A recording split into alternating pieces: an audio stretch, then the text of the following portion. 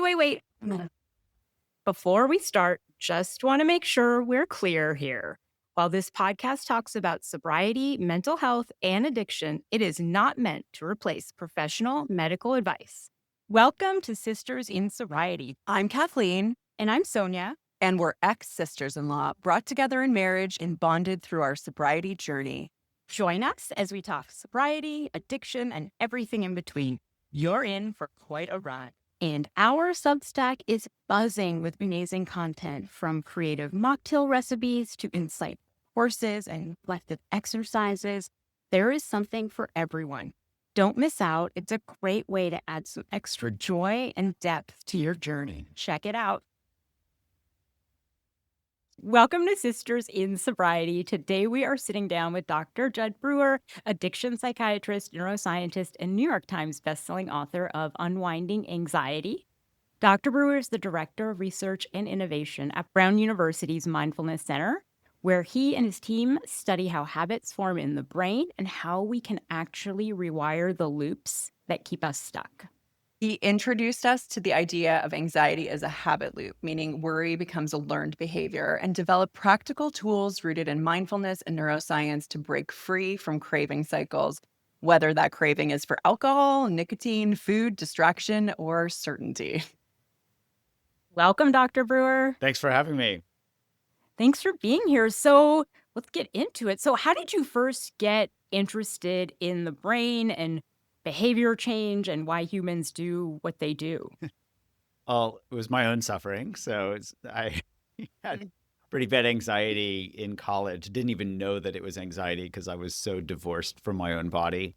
I wrote about that a bit in my Unwinding Anxiety book, but also started getting panic attacks in residency when I was training to be a psychiatrist.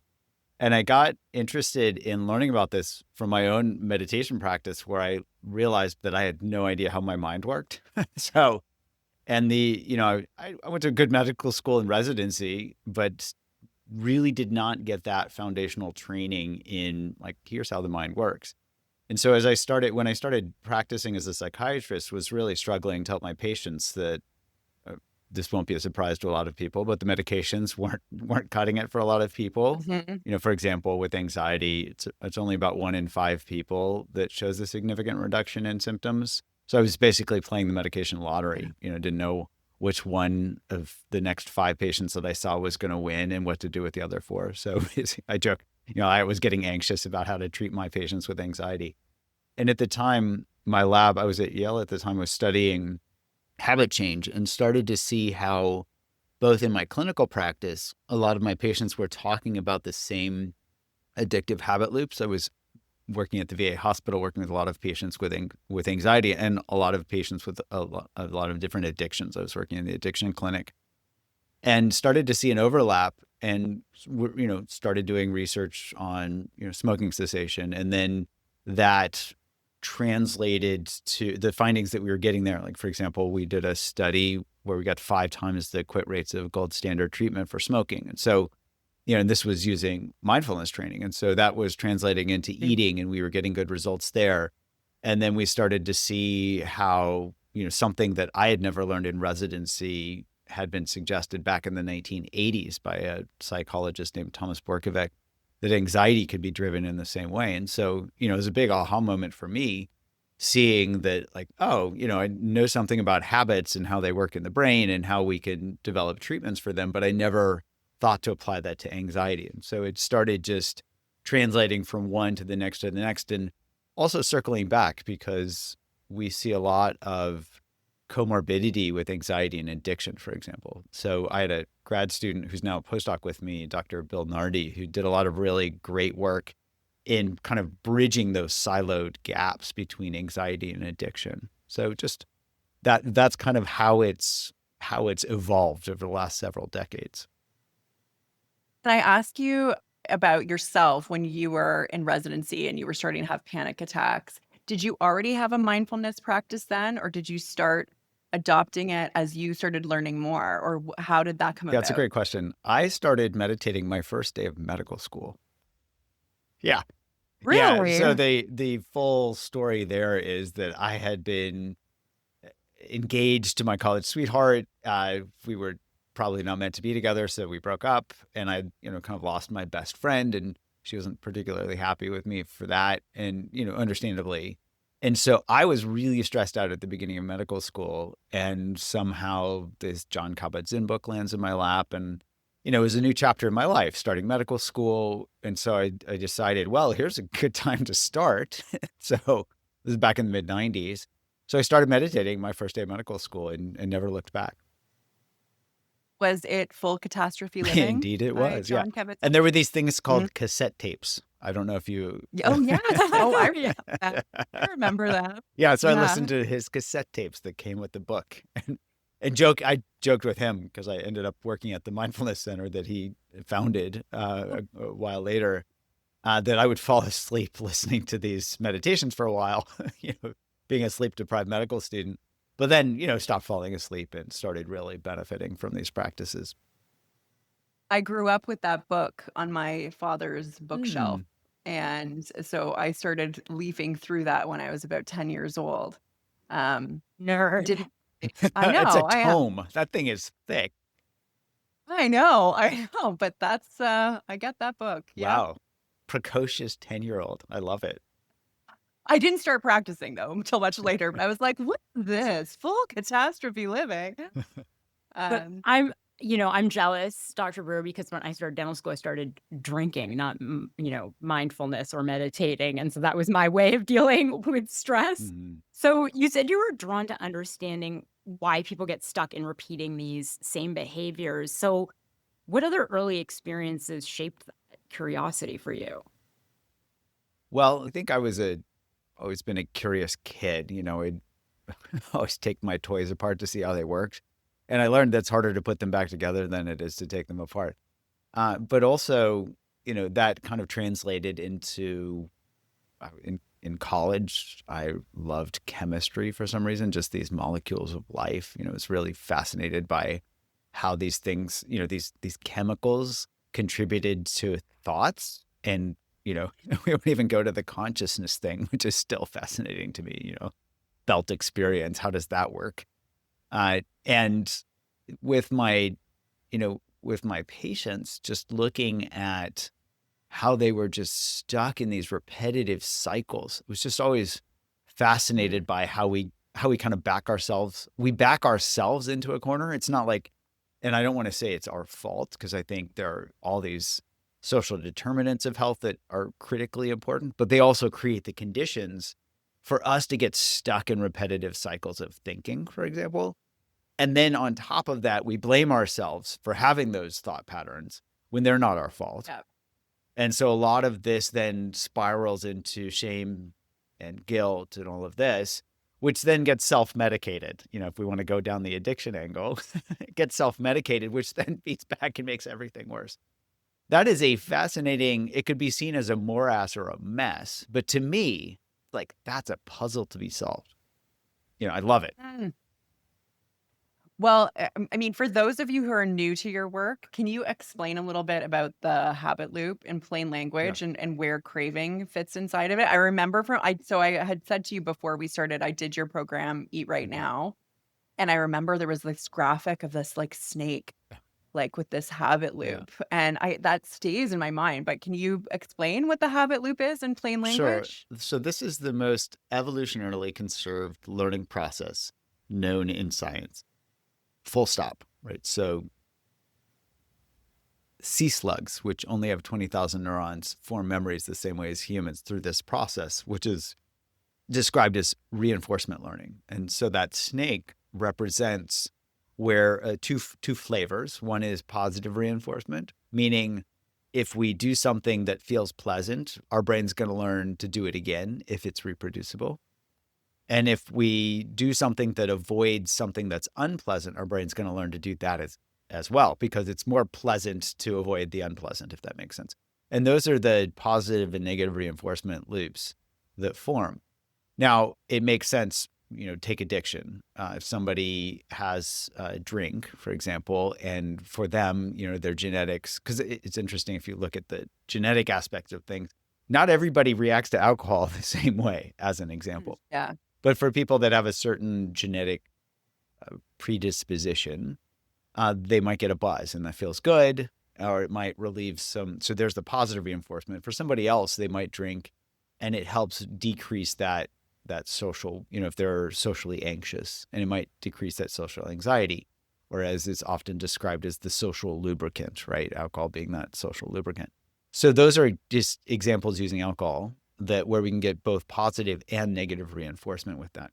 And if you break it down, it really takes three elements to form any habit. So it's a trigger, a behavior, and a result. We can use alcohol as an example. We can also use this very paradoxical one of anxiety, where the feeling of anxiety, that physical sensation of nervousness, can lead to the mental behavior of worrying. And that mental behavior of worrying feels like it gives us control. And I'm going to be very clear here, the illusion of control. Because Yes, the right, illusion. because anxiety is about fear of the future. And we don't have control over the future by definition because it's not in the present moment.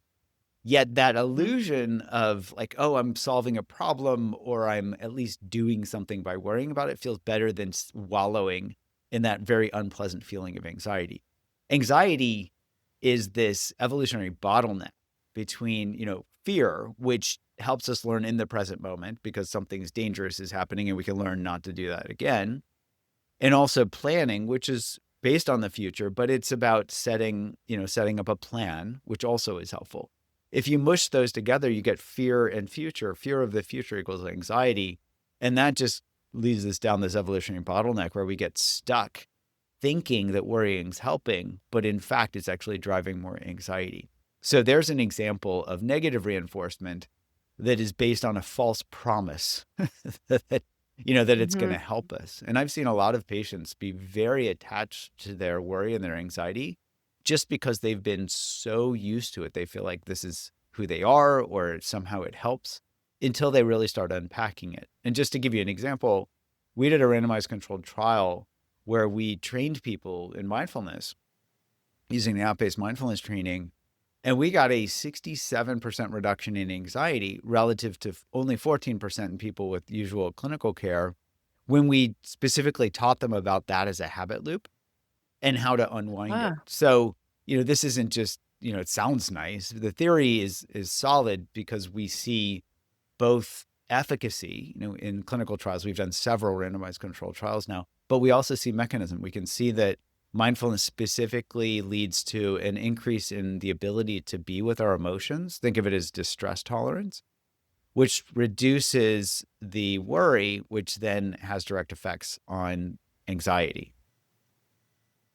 And I would assume that even just the awareness of the habit loop, knowing that this is what's happening. I mean, I'm a psychotherapist, so I know awareness is a huge piece of it, right? Is that once we're aware, we can actually look at it differently. In fact, we can also get some distance in a sense from it. Absolutely. Right. So by, think of it as the Hawthorne effect or the observer effect. I wrote a Substack on this because I think it's really helpful to recognize that by observing our experience, we can't simultaneously be identified with it, right? Or as identified. So the observation gives us perspective where we can see, oh, that's a thought as compared to that's me.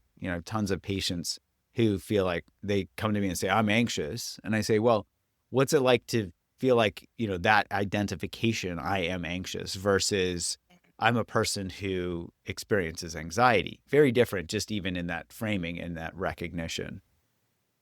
Very different. I think the one I use a lot with my clients and myself is I'm noticing the sensation of anxiety or I'm noticing anxiety. I use it all the time with my clients. They're like, yeah, Kathleen, Well, I'm you noticing. use it on me and your daughter, who's I 11. do. She's like, "What are you noticing? What are you noticing?"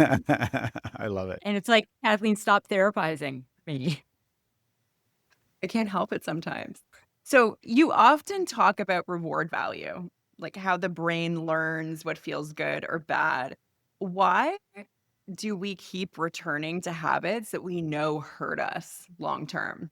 Yeah, that's the $1 million question. Yeah. It comes back to that word, habit. So at some point, the behavior that we've done that becomes a habit has to have been rewarding enough that we do it again. That's kind of how, the definition of how a habit forms. It's got to be rewarding to some degree. But once we lay it down as a habit, also by definition, a habit is something that we do automatically. So we're not paying attention to how rewarding it is. And that frees up our brain actually to learn other things. If, habits, most of the habits we do are very helpful. And imagine having to relearn everything every habit that we have every day. We'd be exhausted before breakfast, whether it's learning how to walk or make coffee or whatever. So habits by and large are very helpful. There are just some of them that get set up at some point in life that then become no longer helpful for us, or we've associated them with utility, and now we see that they're really not useful. I'm thinking of a patient that I had who was in his 60s and had worried his whole life. And as a kid, he had been abused, and the only coping mechanism he had at the time was to worry, because that was the thing he had control over, because he didn't have control over his situation. He was a kid. And what we talked through was how he needed to honor his childhood self, like you did the best that you could, and also to recognize that the worrying was not serving him. He was now in his 60s. And so we talked about it in terms of this pair of shoes that he had put on that seemed to fit at the time. And now not only were they worn out, but they were hurting his feet, hurting his brain, hurting his soul. And when he could recognize that, so honor his childhood self, but also recognize that these shoes hurt, the natural thing to do was to take them off. That's a great example. Yeah. Yeah. Speaking of that, Dr. Brewer, can you explain what disenchantment is and how does it help update the brain's reward database so that these unhelpful habits start to lose their pull? This is probably the $1 trillion question, because if we look at how most people approach habit change, it's willpower. When you tell me if your experience is different working, yourselves or with clients, but it's kind of like, whether it's a diet program, trying to quit smoking, trying to stop worrying, all of this is, we'll use your willpower. This actually, I love that there's a great skit from Bob Newhart from the 1970s called Stop It, which is, if you haven't seen it, it is worth the 5 minutes. But he is making fun in a very poignant way. I don't know if poignant is the right word, but he's really pointing out back in the 70s, this is when CBT was really coming, building steam. And he was saying, how are we supposed to use these cognitive skills to kind of think our way out of anxiety? And he really nailed it with this skit of Stop It. And so the reason I highlight that is that often the approach, whatever it is that we're trying to change, is to use our willpower. Well, from a neuroscience standpoint, willpower is more myth than muscle. It's not actually in the equations that account for both habit formation and habit change. So that's kind of important to point out. And this gets at the disenchantment question that you just asked, which is, there are well-established mechanisms for how habits form, and we've talked about them. This is the positive and negative reinforcement piece. Once something establishes a certain reward value in our brain, we're going to generally not pay attention to how rewarding it is. And so what we need to do is check in to see, is it still as rewarding as it was before? If we don't do that, then we're just going to keep doing it. And we're going to do a big willpower faceplant, because we're going to think, oh, I just need to stop doing this. And then we can't. And then we're told that there's a failure on our part. And then we get into the shame spirals. That doesn't help either. Mm-hmm. So here, I'll use a couple of examples. One is with smoking. With my patients who've struggled to quit smoking, their willpower, for some reason, doesn't work for them because it's more myth than muscle. What I have them do is pay attention as they smoke. And at first it seems paradoxical. Did I hear my doc correctly? He's telling me to smoke. I'm not telling them to smoke. They're already smoking, for the record. But I am asking them to get curious and notice what it tastes like, what it feels like, what it smells like. And they come back to me just blown away because like, how did I not notice that these things taste like crap? Well, it's because they're not paying attention because our brains tend to avoid things that are unpleasant, and cigarettes are generally unpleasant. When they start bringing that awareness back in, they see, feel, taste, smell that cigarettes just aren't that great, and they become disenchanted with them because you can't unsee, feel, taste, smell what reality is. You can ignore it for a while, but when you really pay Mhm. attention, your body is going to tell you everything that you need to know, which is as one of my patients said, all the cigarettes I smoked were disgusting, right? It's not like one of them's going to taste good. Maybe this one, maybe No. this one. Nope. They all taste and smell the same. That's why you layer them with menthol. That's why you do all these things to try to, decrease the ickiness of them. And this is also where vaping comes in, where they've tried to really reduce the negative qualities of nicotine. So that's an example of smoking. We can do the same thing with overeating, for example. We did a study with overeating where we had people pay attention as they overate. You ready for this? It only took 10 to 15 times of somebody paying attention as they overate for that reward value to drop below zero. Yeah. Oh, really? Yeah. Yeah. And it makes sense. Our brains need to be very adaptable because our environment is changing, all the time. And if we don't, if we are not good at adapting, if we're very rigid, then it's going to be hard. We're going to resist change. And anytime we resist change, let's just say it doesn't go well. You can only resist so long. And I'm sure Kathleen and anybody can appreciate this, right? What we resist persists, right? That's like the old Oh, adage that yes. we learn in graduate school. And so by resisting change, we're actually making things worse and prolonging the experience.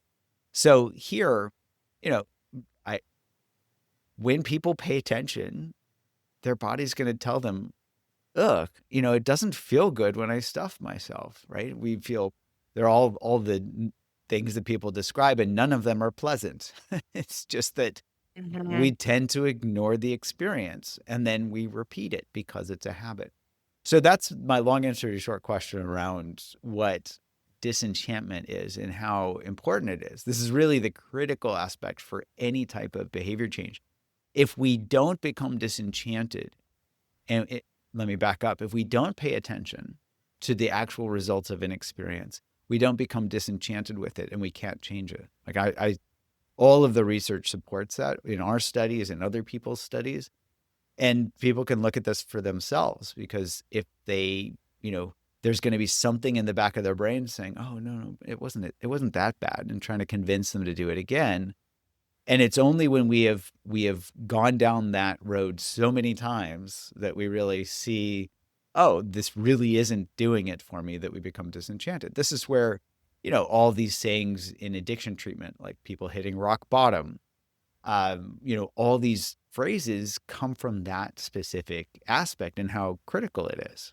It's also, if you look at 12 steps, you look at, having to take that inventory, right? That inventory isn't a pleasant experience. It's not supposed to be, but it really helps people retrospectively look back at all of the results of that behavior so that they can then really feel into that and get the experience like, wow, didn't do it for me.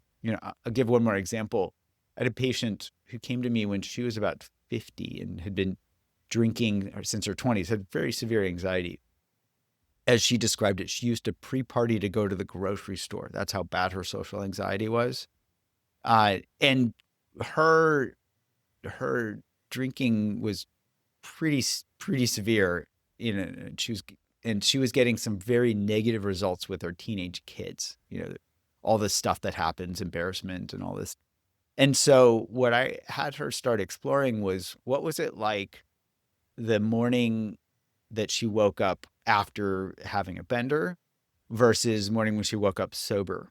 And she could start to differentiate these pretty clearly, where she, it's like her kids were not embarrassed. They, wanted to speak with her, all these things when she was sober. And then there were all these negative things that came from being intoxicated. And she could, every morning she would wake up and she'd reflect on that and ask, okay, what's it like now being sober? what was it like before, as a way to remind herself, this is what I got from drinking. And, you know, it really helped her get on the road and stay on the road of sobriety for her. You know, that's really what she needed. And that's a great example of the power of disenchantment. She could really feel into that experience and also remember and recall what it was like in the past. So she didn't need to repeat it. You know, she could just recall it, and that recollection was enough of an ick to not want to do it again.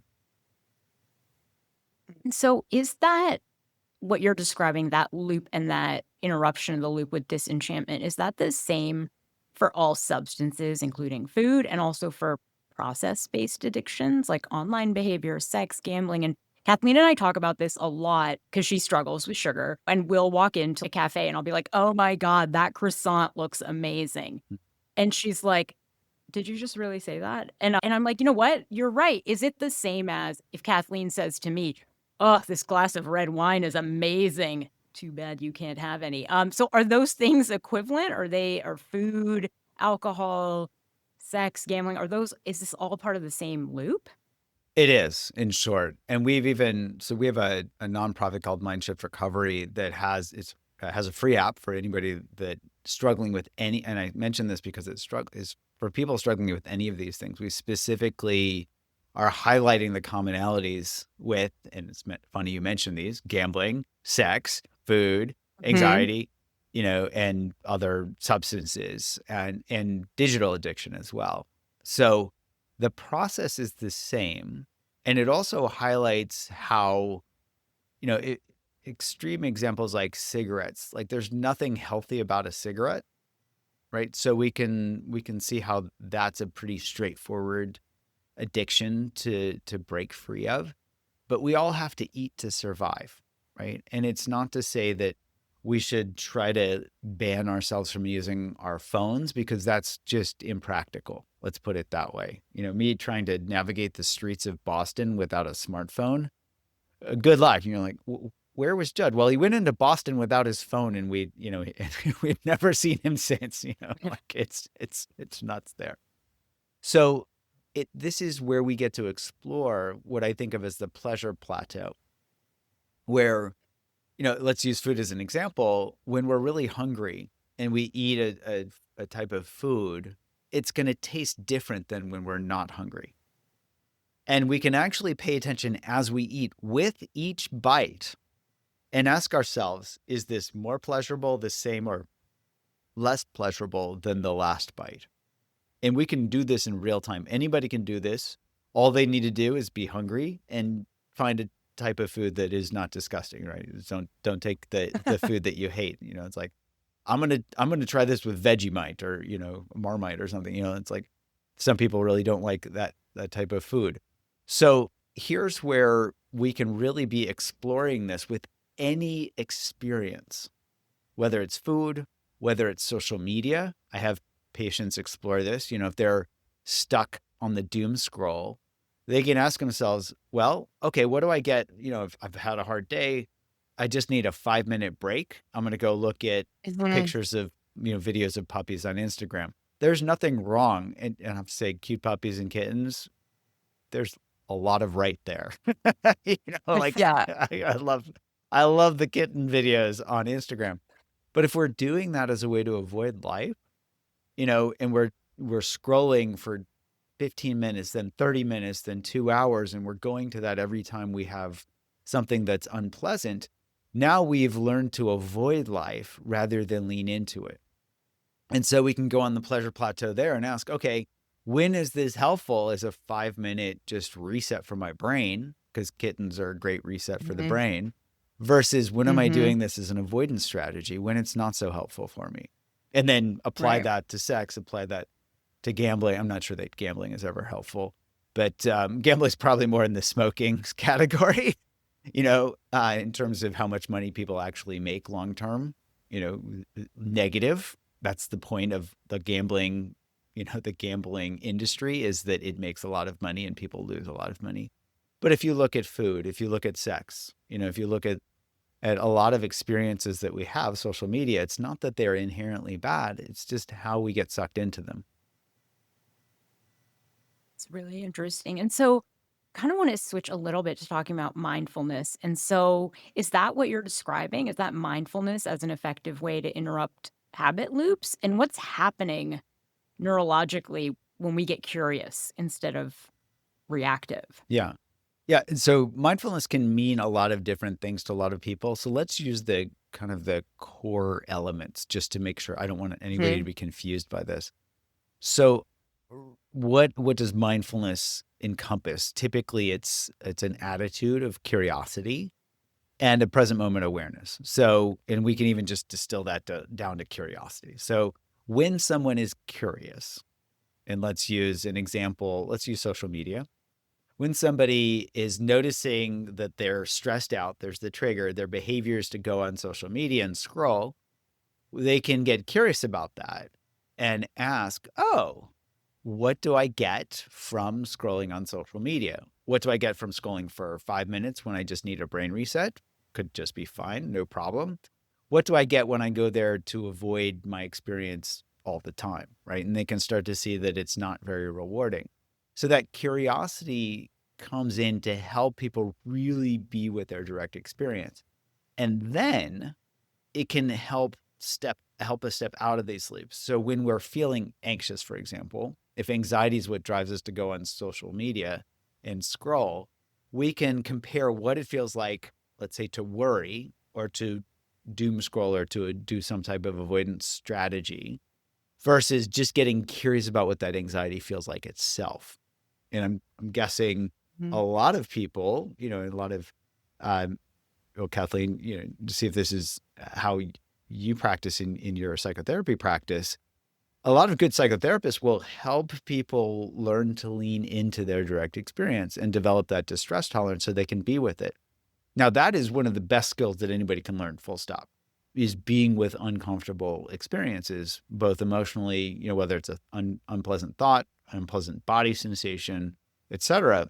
Once we can learn to be with these, we can learn to avoid avoidance, as in lean Mhm. into it instead of running away from our experience. And that's Mhm. curiosity, I think of as a superpower in that way, which also functions very closely with its close cousin kindness, where we can start to see Mhm. when we get in these habit loops of judging ourselves, of these shame spirals and all those things, we can do the same thing. We can get curious. Oh, what do I get from beating myself up? Nothing.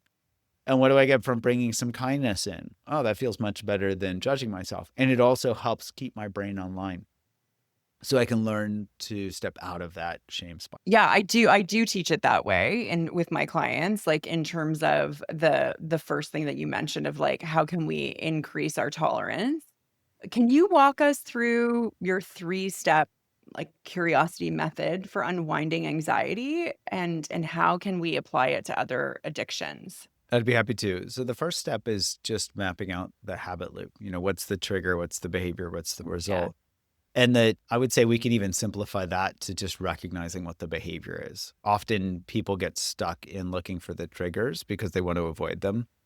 The trigger is the least important part of the equation because it's not what drives future behavior. It's that behavior and the reward relationship that really drives the reinforcement of that habit loop. So just recognizing whatever the behavior is. Is it worrying? Is it avoidance? Is it whatever? The second step is asking, I distill all of this disenchantment, reinforcement learning, neuroscience into a single sentence, which is asking ourselves, what am I getting from this? Right? If we ask this simple question, bringing the attitude of curiosity in and asking, what am I getting from this? If we're smoking a cigarette, we can really notice the results. If we're doom scrolling, we can really notice the results. If we've got a porn addiction, we can really notice the results, whatever it is. Mhm. And we can start to become disenchanted, not by telling ourselves that we shouldn't be doing this, but really feeling in and seeing the direct experience. That's the critical disenchantment second step. The third step I call finding the bigger, better offer, which is it could be as simple as stepping out of the old habit loop. And it can also be where we are bringing in and learning to lean into the new habit of being curious and kind. And so we Mhm. briefly touched on this. when we're worrying, for example, we can compare worry to curiosity. We can see that curiosity feels better than worry. And we can take that, oh no, that comes with worry, and we can replace that with, oh, what does this feel like as we lean into our direct experience? And we learn to see that, there's this phrase attributed to Marcus Aurelius, what stands in the way becomes the way. And so Yes. when there's something unpleasant, instead of running away, that becomes the way. We can think, oh, what's this feel like in my experience? And we develop that. We're developing our distress tolerance in real time and reinforcing that as the new habit. So that's the third step, is finding that bigger, better offer. And I would say, generally speaking, the general categories of that, or the main flavors, are kindness and curiosity. So that's the 3 steps. And, this is something that can be applied to anything, any habit, ranging from, any substance to any behavior to, I would say that covers most of experience, whether it's a substance that we consume, ranging from alcohol to food, or a behavior that we do, ranging from social media to porn, to gambling. All of these fall within the same category and can be met with these 3 steps. And so what about someone, and I say this sometimes, who says, mindfulness doesn't work for me? Where do you start, and what are the small signs that it is starting to work for you, even if you can't see it yet? Yeah. So let's kind of play this out in real time. So if you can embody someone that might say, mindfulness isn't working for me. So I'd say, okay, Sonia. Embody. Yeah. She is that. All Yeah, right. she is. Perfect. It So like drive when Kathleen says, like, just like let the emotion pass like a wave. I just get like I get violent. Like, okay, great. That's maybe jumping right to the 3rd step of thinking mindfulness is going to do the thing that's going to make the other thing go away. And Yeah. we call this the 1st to 3rd step face plant.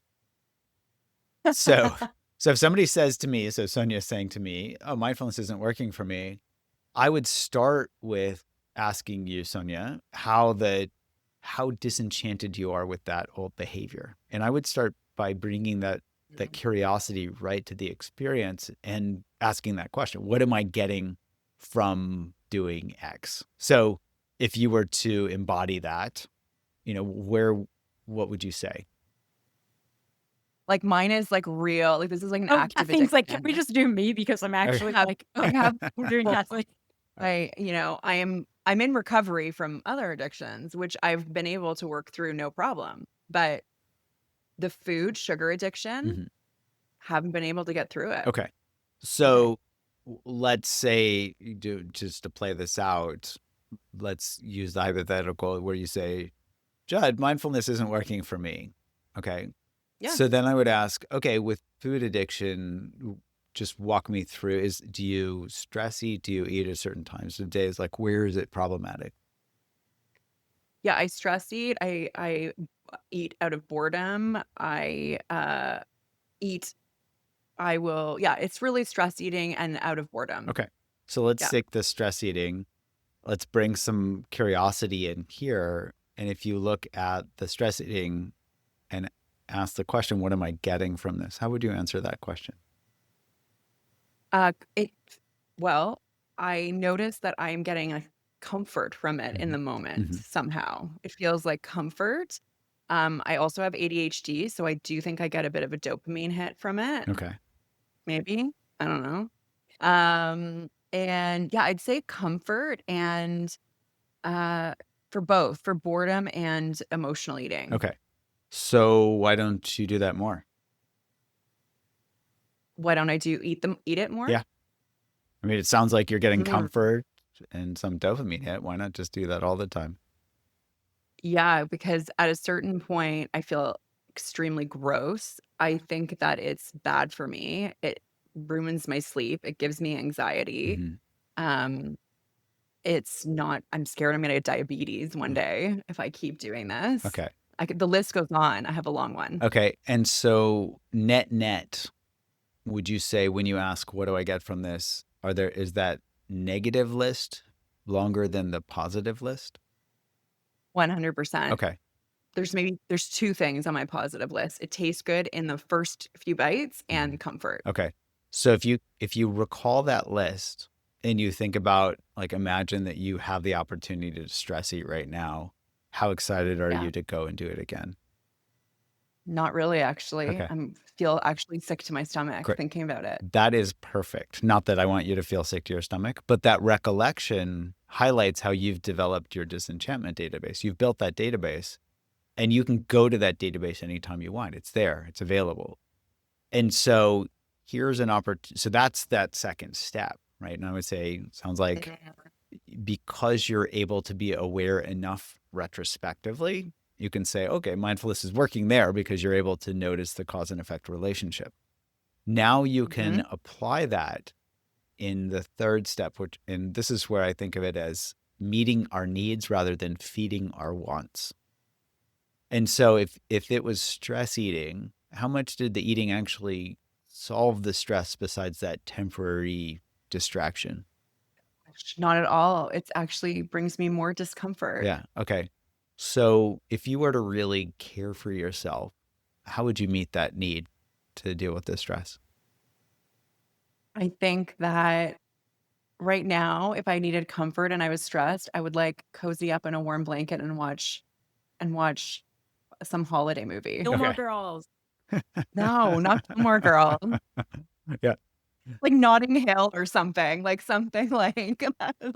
bring me comfort, or I would call a friend or like those Mhm. things or journal. Those things actually would bring me more long-term comfort. Long-term comfort. And what's the downside to doing those? Any? I mean, probably if you're in the Mm, middle of work, yeah, you can't go and watch a whole episode of Gilmore Girls, right? But it, right. bringing in and meeting those needs, like you're saying, is that long-term, Mhm, long-term result that comes that's more, I would guess, is going to help you out more than, mhm. feeding the want. But again, I don't want to put words in your mouth. No, no, it's true. It's true. Even like if I'm thinking about it, it's true. My brain will go, I don't have time to do that. And Mhm. so, but I have time to make a cup of tea, which brings me Yeah. comfort. Yeah. So that's where you can ask, okay, well, when I stress eat, it takes this long and these are the results. How can I meet Mhm, those needs in the same amount of time or less that also gives longer term, better results, right? That's the bigger, better offer mhm, of the third step. So that's it. mhm. So, if somebody says mindfulness isn't working for me, this is more about bringing that curiosity in and really Yeah. leaning into each step. And this is where it's helpful to know how our brains work. A little bit of the neuroscience is helpful here, where it demystifies this concept of mindfulness and really puts it into to practice. It's very pragmatic. Yes. Well, thank you. Thank you for using me as a real life example with my real life Yeah. food addiction struggle. Yeah. I'll send you a bill Thank later. you. Yeah. I Oh, know. Kathleen and Yeah. I mean, mostly me use this platform as just therapy. So, We yeah. have our own therapist, but we do really get to interview some amazing people who give us lots of insight for our listeners. Yeah. We are gonna switch gears a little bit because before, you came on, we started recording, we, touched on very briefly in our pre-conversation the intersection between AI and Hmm. mental health, Yeah. and it sounds like it's something you're passionate about, right now. What is interesting to you about that intersection right now? Well, there are a million things, and so I'll keep it very brief. One is that's getting a lot of news is how these models have been trained on reinforcement learning, right? It's such a strong process that they've actually used this for their deep neural networks, they being the industry, where they've literally trained their models on it. And when they've brought in reinforcement learning with human feedback, there's actually a term called RLHF, where people can rate the responses. These things went from fancy autocomplete sentences to feeling very human like. The problem is that Mm. people are inherently subject to flattery, and so these things were subtly Yeah. flattering people, and this whole Yes. this whole aspect of what's called sycophancy got built into the models and is is not getting unbuilt anytime soon, as much as I think the industry is giving some lip service to this, because it really drives, it's a good way to keep people engaged, where you basically Mhm. telling people that they're great in one way or another. And anybody that's interacted with any of these primary models has experienced it in one form or another. And you can find all these articles about it. So I think that's interesting. And it's a problem. And I also, when you combine this with, there was a Harvard Business Review study earlier this year that showed that the number one use of these out of the box chatbots or large language models, conversational agents, is companionship and therapy. So people are number one use across the world Oh my is this gosh. type of thing. So people are using these. Yeah. Yes. So let that, give that a beat. So people are using these sycophants as therapy or companionship, which is just reinforcing unhelpful ego habits. Let's just put it that way. We can unpack that more probably over several episodes, but I think everybody gets the idea. So we're my lab, and we also have a program called Going Beyond Anxiety, where we're asking these questions like, how can we skillfully use generative AI, because it's not going away and it's a very powerful system. How can we use it to pair with people, where we deliver good evidence-based, psychotherapeutic components and psychoeducation? Can we use these conversational agents as a way to reinforce concepts? And so we've been exploring basically learning assistants, where, you're not getting a chatbot that's being a sycophant. People are getting an evidence-based sequential program, in our Going Beyond Anxiety program, but we layer in learning assistants that will then come in after each lesson and then ask people to explain to it what they learned. And what we're learning is that, people might be a little intimidated, by, here I'm a whatever, over-credentialed person. And so a patient in my clinic might be reticent to come to me and be like, I didn't understand what you just said. Right. But they'll tell the bot that. And if the bot asks Yeah. them to explain it in their own words, it has the time, where I wish I had the time, but I don't, and none of us do, right? Where we can start to democratize this, where we can make this available to anyone, where they can be working, where they get these didactics that I deliver. We're doing this in a video and audio format, but they can be interacting with these conversational agents as a way to really help them reinforce the concepts, but most importantly, do experiential education, where it says, okay, let's apply this to your life. It becomes an accountability buddy, where it says, let me check in with you. All these things that I wish I could clone myself to do. And I'm sure, we all do as psychotherapists, that where we can be helpful at, at scale, so to speak, or at least at a larger scale Mhm. than the one-to-one therapy. So that's what we're exploring, and are learning a ton, and are already, seeing good results in our Going Beyond Anxiety program.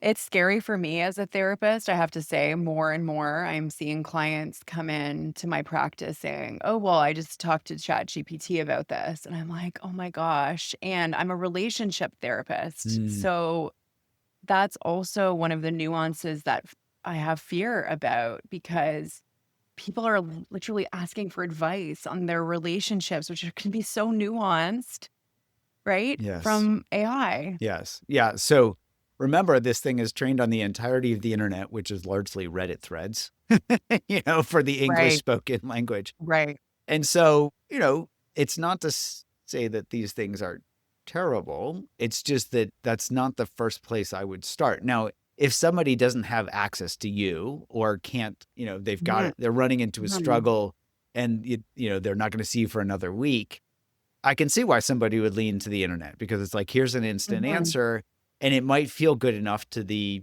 somebody that isn't trained in this, where they're like, well, that's good Mhm. enough. Whereas, I think people just need to be really careful, and I can understand why you're concerned about this, because this is really highlighting the limits in terms of availability and affordability and just access to good psychotherapy.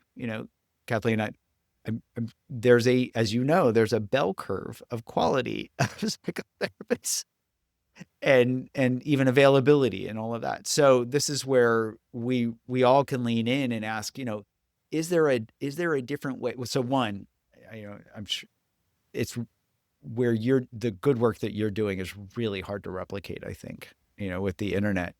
And we can also be thinking about some of these common things like anxiety and asking, this question like, hey, can we just completely reconceptualize how we treat anxiety? Would I send somebody to you if they have a bad habit? No, because I would give them the skills training to help them unwind that habit. And so here we can amazing if they could unwind some of their unhealthy habits and then come to you for couples therapy, because it's probably going to clean up a lot of stuff. So here's where we can be really skillful about like what is the problem that somebody's coming with? What's the right solution? And it's not just, psychotherapy or just skills training. It's like, how do we triage things effectively? I think we can get much better at that. I think that it is a really important conversation that we're going to need to continue to have.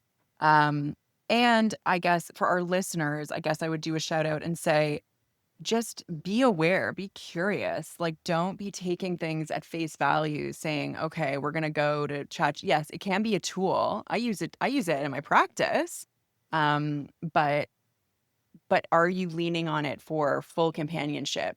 Your answers? Are you, just as we should be aware of, the news we read, it's the same thing. We just need, so I'd say that would be a key message for our listeners, and also to just learn about it, and I think you're starting and doing important work around this. So since this is Sisters in Sobriety, if there's somebody listening who's struggling with addiction, where can they start with what you offer?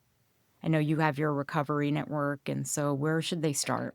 I would say they could, from our perspective, we have this Mindshift Recovery program, so they can just go to mindshiftrecovery.org, where they can download the free app. It's just Mindshift Recovery app. And that would be a good place to start if somebody resonates with what we've talked about today. And this is for any type of addiction. That's one thing we're really excited about with this free service, is to support people with any type of addiction. Thank you so much. It's been such a pleasure to have you on. And I've been a follower of your work, Dr. Brewer. So I'm really happy that you were able to come on today. No, thanks for having me. I've really enjoyed this conversation. Amazing. Thank you so much. Sure. It's been a pleasure. Likewise. Okay. Thank you all for joining us on Sisters in Sobriety, and we will see you next week. This was Sisters in Sobriety. Thank you for listening and being with us today. If you want to learn more about sobriety and meet your community, find us at sistersinsobriety.substack.com. Are you a sister in sobriety? Then reach out on social media. We'd love to hear from you. If you're feeling generous, leave us 5 stars and a review, and follow us wherever you listen. You'll never miss an episode. Until next time.